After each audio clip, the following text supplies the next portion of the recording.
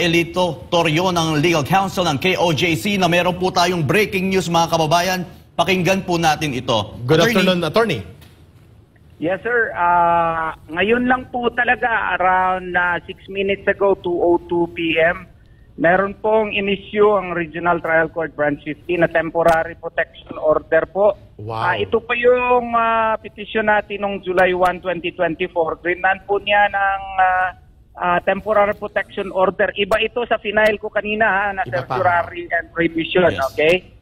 And granted po itong ating temporary protection order, no?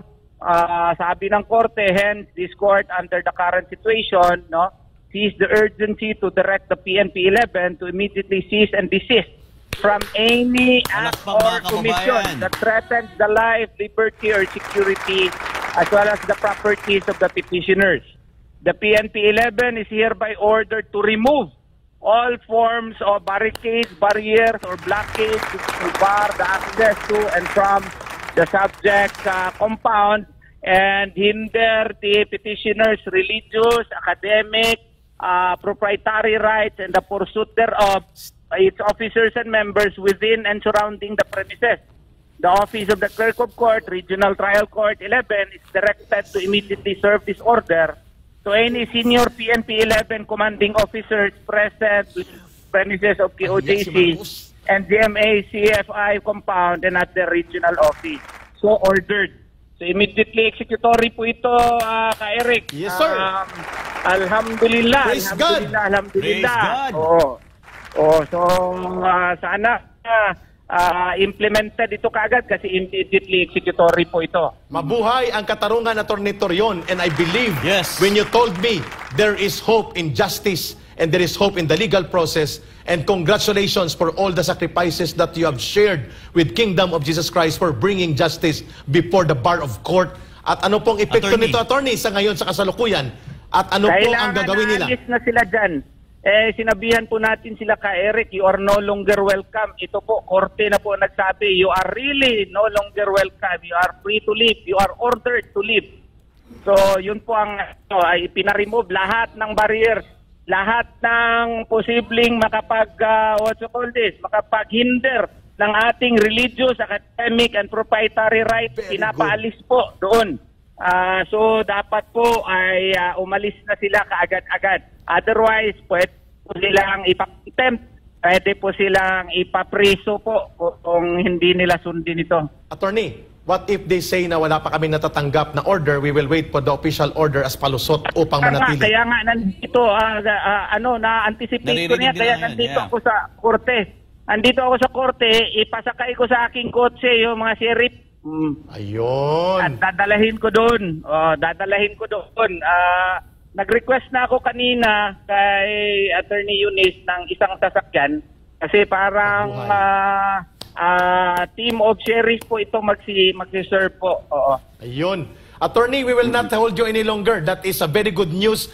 Mas maganda pa po na yan ay may silbi na sa mukha ng mga abusadong berdugong pulis ni Marcos at ni Abalos at upang mapatigil na po ang panggagahasa sa kalayaan at karapatan ng mamamayan. Go ahead, Attorney Torion.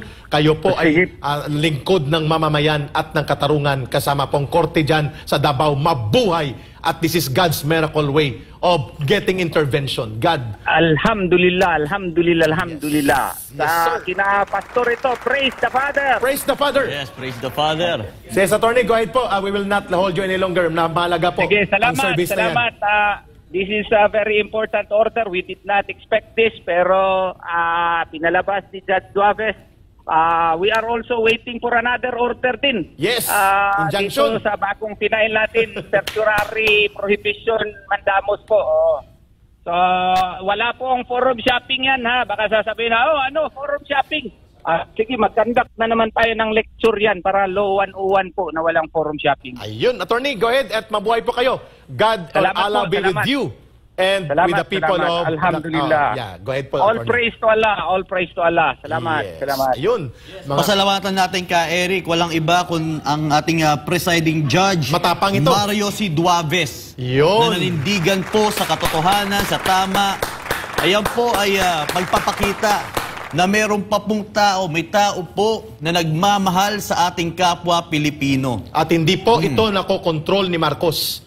Not all justices and judges can be controlled and bought by money the way Marcos conducts governance right now. Nakabatay sa pangungurakot, pangungulimbat, pananakot, pangbabribe. Itong judge na si Judge Duabes ay hindi po kasama sa kanyang natatakot at nasisilaw sa kanilang mga limpak-limpak na salapi na ninanakaw nila sa taong bayan upang ibili ang hustisya. Ito i-twist.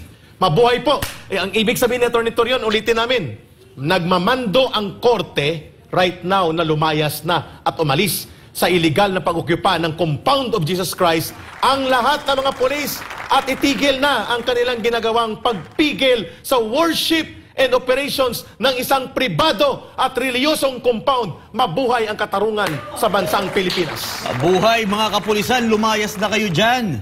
Bitbitin nyo yung mga kanon na nasa hanga.